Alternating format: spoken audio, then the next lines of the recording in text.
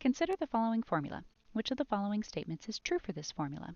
This is another question that's asking us to identify the relationship between two variables within a function.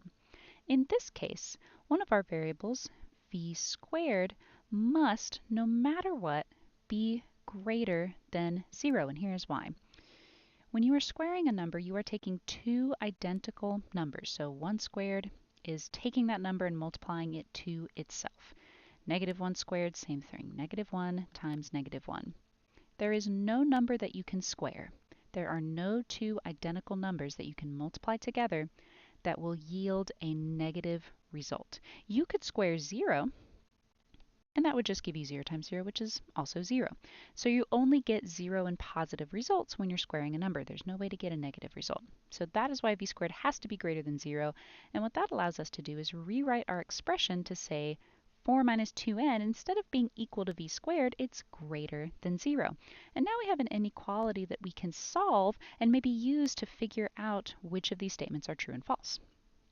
So let's start any other way we would do solving an equation, which is with opposite operations. 2n is being subtracted, so let's add 2n to both sides. These will cancel, leaving us with 4 is greater than 0 plus 2n is 2n. Then 2 is being multiplied to n, so we can do the opposite, which is dividing both sides by 2. These will cancel, leaving us with 2 is greater than n, or n is less than 2. Now let's take a look at some of our answer choices and see if we can use this information to tell what's true and false. A says when the value of n is greater than 2, there are no solutions for v.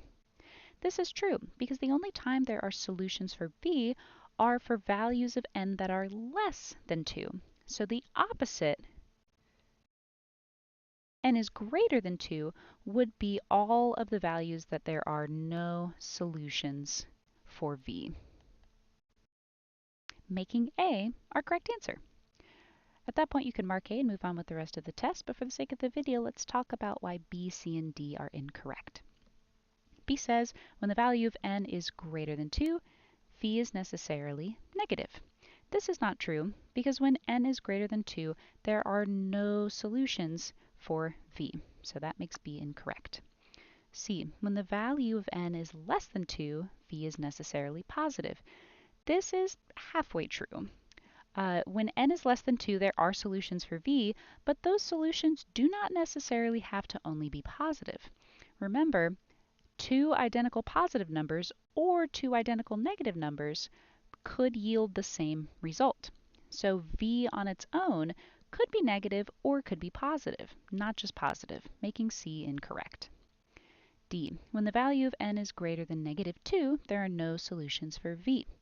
In this case, this question is hoping that you would have messed up your signs somewhere in the process of simplifying this expression and gotten a negative 2 instead of a positive 2. But in this case, when n is greater than positive 2, there are no solutions for v, not when n is greater than negative 2, making D incorrect and A our only correct answer.